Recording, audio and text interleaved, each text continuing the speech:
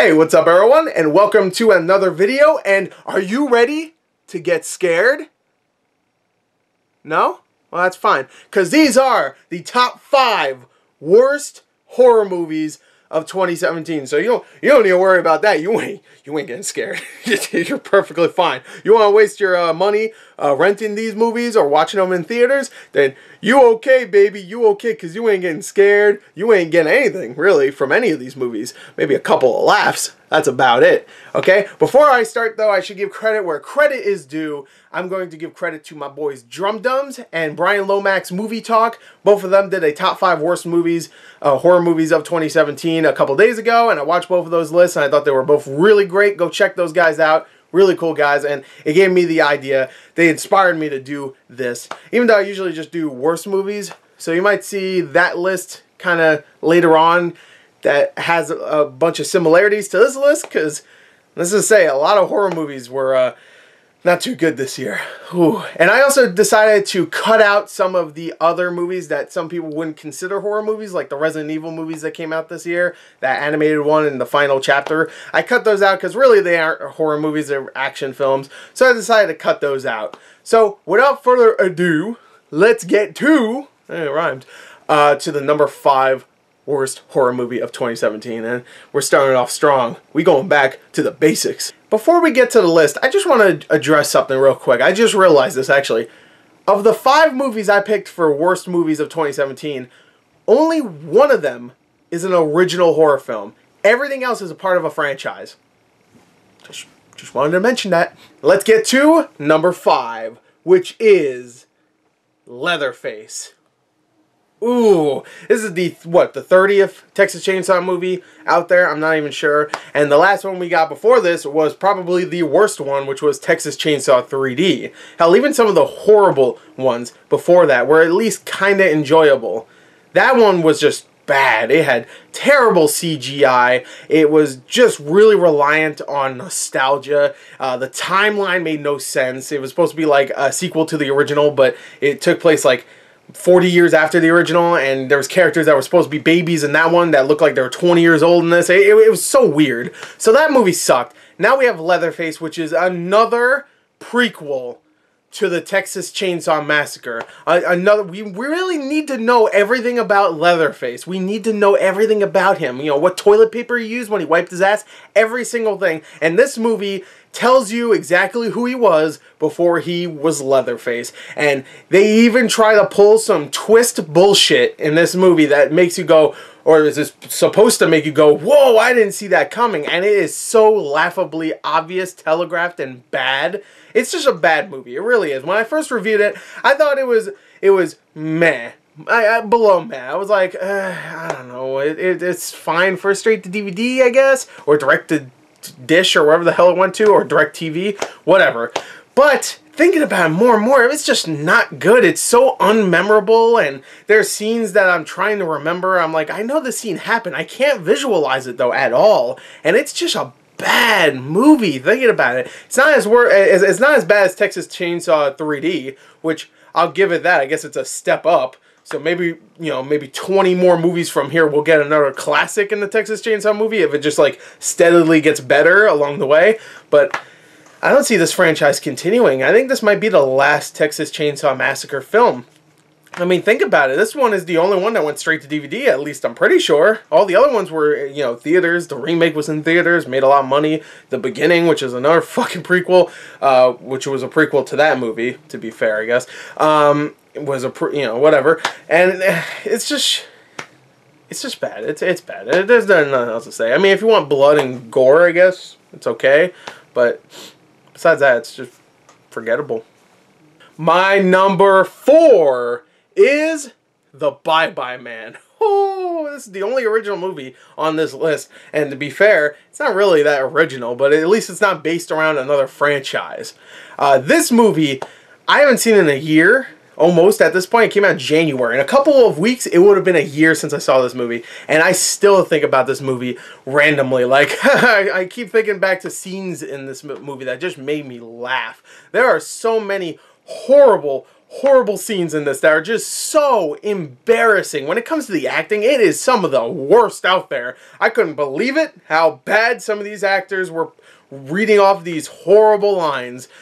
Stacy Title, the director, should be very proud of herself because she made what could possibly be the worst, like, wide-released horror movie of this year. The only reason why I wouldn't give it #1 is because this movie was fucking hilarious. I loved it. I really did. I had a great time. If this movie was boring, this would be #1, easily. But because it was so much fun, it was so freaking terrible and hilarious, and I had a really good audience, too. An audience that wasn't falling for its shit whenever it did jump scares. It would laugh. They would laugh at every single moment that is supposed to be funny, to me, at least. I don't think they were intending on some of this stuff to be hilarious, but to me, that was stuff that I really legitimately thought was hilarious, and I was glad I had a good audience for that movie. And overall, it was just a really funny film with a stupid as hell name and villain and cast. It was just great. It was so good. The Bye Bye Man, it has a classic title. That's such a classic shit title that makes me really want there to be a sequel. I really do. I want to get a sequel. I'm sure it will on like straight to DVD or something, because it has that kind of title that you would see like sequels to on like Redbox. Like you open a Redbox and go, oh yeah, I remember the Bye Bye Man. I guess it made a sequel. Oh, Butterfly Effect 2? Oh, nah. And close the freaking curtain and go into your 7-Eleven, get your Slurpee. But yeah, it was bad. But hey, if you want to hear me and my boy Loophole572 talk about this film for over an hour and be extremely sarcastic, then you could go watch that. Link is in the description, because that's actually one of my favorite things I've done on this channel. I actually had a blast doing that, just being dickheads to this movie pretty much. But, you know, they made us spend money, so we're just going to be dickheads to it. So that's how it goes. My #3 worst horror film of 2017 is another movie in a long-running franchise that went straight to DVD, and that is Amityville: The Awakening. I really want to know why some people like this film. I cannot understand it. There's a couple people that were on my review saying, like, this is a good film. I don't know what this guy's talking about. And I even saw reviews on, like, Rotten Tomatoes. It has, like, a 20% now, but at the time it had, like, a 42%. I was like, what the hell is going on? There's no way. This movie is not only generic, but it is boring. It is so boring, and it's scare-free. And there's just a wee bit of atmosphere. Just a wee bit of atmosphere. And they don't even nail it towards the end of the movie, when it actually has like concept that is kind of creepy. I'm not going to spoil it. And they don't nail it. That's something they should have nailed, especially since you have this real house that is creepy, that is like 25 minutes away from where I live right now. You know, it's a creepy house. It is. It's a good idea for a epilogue, not an epilogue, but you know what I mean, a final 20 minutes, you know, a final act for a horror film, and they fuck it all up. They screw it all up. The only thing that they nail in this is sometimes there's some decent special effects, you know. Sometimes there's 1 or 2 moments that have a little bit of atmosphere, like I said. That's about it. That's all they do in this movie. It's the same shit we've always seen. If they called this anything else, not even Amityville, it doesn't even need to take place in the Amityville house. It's just a generic horror movie. This could have been, I don't know, The Possession 2. I don't know, anything. It really could have, and it would have been the same thing. It's generic, but it's not even like fun generic. It's just straight up bland-ass generic bullshit, and no wonder it went straight to DVD. I wouldn't be able to understand why this is in theaters if I did see it in theaters. It's not good. That's what I'm trying to say. It was just bland and boring. That's why I would say this is worse than those other 2 movies I talked about, because at least Leatherface had some blood and gore, so I had some of that. And of course, Bye Bye Man, we had the laughs. This, you don't get any of that. It's a PG-13 movie, which I think originally was supposed to be rated R, so I don't know what the hell happened there. And yeah, no funny moments, just boring moments. Yeah. You get to see Bella Thorne's ass. I mean, there's not much of one, but you get to see it. #2. Now we're getting into the really bad stuff that I legit hated. These last 2 movies are not only the 2 worst horror films of 2017, bar none, in my opinion, but they're 2 of the worst movies of this year. So expect to see these 2 on my top 10 worst movies of 2017. Oh, you damn straight you go see them again. And this one is definitely a #2. Let me just say that first off. Let me get the obvious joke out of the way. Jeepers Creepers 3. Now, if you want to, you can watch my review for this film. You can watch a review for every film I've done on this list so far, and my number 1. I actually reviewed every single movie on this top 5. Look at that. Usually that doesn't happen. But this movie, if you want to see me get upset, like legit upset, right after I got home from the theatrical event that I went to go see, watch that review, because that's legit anger. But thinking about this movie now, it is one of the cheapest looking horror films I've ever seen on the big screen. Like, it is, like Amityville, I said Amityville Awakening, I'd feel weird if that was on theater screens. I felt extremely weird seeing this on a pretty big screen with like at least 20 people in the theater. It just felt odd. Like, the acting was horrible in this movie. Pretty much every actor was horrible. The only one that was okay was Meg Foster, and that's because I've seen her in other stuff where she's really good. And here she's the only one that's like really trying. I guess the Jonathan Breck as the creeper, he's still good, but he's not delivering lines. He's just looking creepy, and he's doing a good job still. But this movie is just so fucking reliant on, remember the original movies? Remember when he did this? Remember he did that? And they don't extend the mythology at all. They don't show anything about this creature. Like, they were promising us weeks before this movie came out, like, yeah, you're gonna get to know more about the creeper, you're gonna know where he came from. And this, someone gets a vision and you don't see it, he just gets a vision, he goes, and his eyes roll back in his head, and he goes, duh, and he goes in this stupid trance, and then he comes out of it and he says, this thing is ancient. That's it. That's all you get to know. He's ancient. What the fuck? Really? You waited, how long? How long has it been since the fucking the second one? 14 years? You waited 14 years, and that's all you came up with. It's ancient. And the worst part about this movie is the creeper is kind of creepy, as the name would suggest. He is kind of creepy in the first movie. The second one, they played that kind of more for gags, in my opinion. That movie was still kind of fun, though. But the first one, he's actually kind of creepy. There's legit moments where he's just, like, pretending to be a scarecrow out in a cornfield, and it's creepy. And he's doing weird stuff, but he's still doing comedic stuff, so you can kind of see, like, oh, this guy could be kind of like a person, too. You know, he's doing weird stuff that a creature in a horror movie would never do. You know, maybe like maybe a Freddy Krueger, he would do that, but you know what I mean. But he's legit creepy in that first one mainly because they film it at night. Every time you see him, it's at night. When you see him in this movie, I would say 85% of the time you see him in this movie, which by the way, you only see him for about maybe 10 minutes, he is in daylight.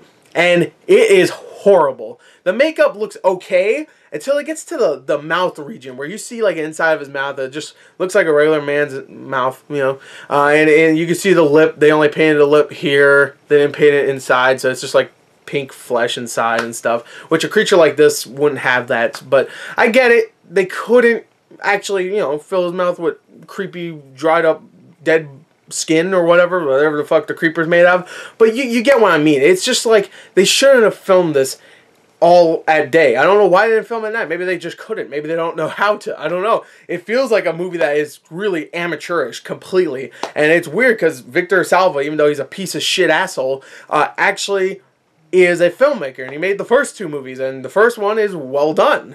You know? Even, what was that movie? Powder? I didn't like that movie, but I guess it was well filmed enough. You know? It looked like a movie. This looks like a sci-fi movie, meaning it doesn't look like a real movie. It's horrible. It's bad. That's it. I wasted 4.5 minutes talking about you. Talking about you. No, talking about this movie to you is what I meant to say. Go check out my review, though, if you want to hear me complain more, though. Now, let's get to my number 1. My number 1. And that's not directed to you guys. That's directed to this movie I'm about to show you. My number 1 worst horror film, and what was for the longest time the worst movie I saw of 2017, until a little movie in September came along and said, no, we're way worse. Okay, hold my beer, as the meme would say. The worst horror film of 2017 is Rings. I can't stand this movie. And to be completely fair, it was a horrible film. It's still definitely the worst horror movie I saw this year, but it probably had something to do with the audience I went to go see it with. This audience, oh, it's it might be the worst audience I had all year. Now, I've had audience members where they talk for a little bit of the movie and then they stop, or they're really energetic and really loud throughout the entire movie, but they're not talking to each other. They're just reacting to the movie. Like most horror films, like Annabelle Creation had that, and Happy Death Day had that for me. But this movie, no one was scared in rings. No one was terrified. Everybody was talking and making fucking terrible jokes. There was like a group of maybe 10 teenage kids, like 14, 15-year-olds, making jokes, cracking jokes. They thought they were the life of the party. They were those teenagers like, yeah, we're funny. And they were cracking jokes, but not loud enough for me to not hear the movie. It was like a surround sound of horrible shit. It was the actual surround sound of the movie theater where you could hear the shitty, terrible dialogue of the horrible fucking movie. Then you had all these fucking teenagers cracking jokes and being funny and being really, really, really fucking annoying. And I couldn't stand it. I haven't had that horrible of experience with a movie since Scary Movie 5 in my theater, where there was a couple of teenage girls for half the movie that were throwing stuff at people and just making dumb jokes that were worse than the actual movie, which kudos there. I haven't had a worse experience since then. Jesus, I can't even speak. I'm getting so angry, I'm about to have a stroke. But I hated this movie. It was horrible. It is one of the most boring horror films I'm not fucking kidding here, I've ever seen. There was moments where if there wasn't any talking in my theater, I probably would have fell asleep. And I've never fallen asleep in a movie theater, ever. Not even when I was a kid did I fall asleep in a movie theater, okay? I never even dozed off, like just like for a second, like no, never. Ever. And there was moments where if there was no talking, I would have legit fell asleep. The main actress, who I think is not even like, she's not even American, I forgot, is horrible. She is horrible. It sounds like she is learning her lines phonetically. Like she doesn't know English and she's like trying to learn it along as it goes on. And I think that might actually be true. I think I heard a report where that might be true. But she is so bad. Horrible. The other guy is terrible too. I don't even remember his name. Don't even know what his face looks like, which is good. Johnny Galecki shows up out of nowhere from Big Bang Theory, and he's in it for a half second. What is the worst part about this is that it's so generic. It does the plot line where it's like, this character, who we've never seen before in any of the other Rings movies, does pretty much what Naomi Watts does in the original The Ring, where she investigates this whole Samara shit with the tape, and she comes out and kills you 7 days later. And they do that again, except Naomi Watts is a really good actress. She's great, and she was great in The Ring, and there was characters that I really liked in that, and the kid actor was really good, and their relationship was real. It felt real. So when you have this fucking terrible actress, this no-name actress, and this no-name dude is just there, and they're like, they might as well be gaping black holes of acting talent because there's nothing there. You're just fucking bored, and whenever Samara shows up, it's so badly done anyway. There's bad CG, bad CGI and stuff, and it's just stuff we've seen before. It sucks.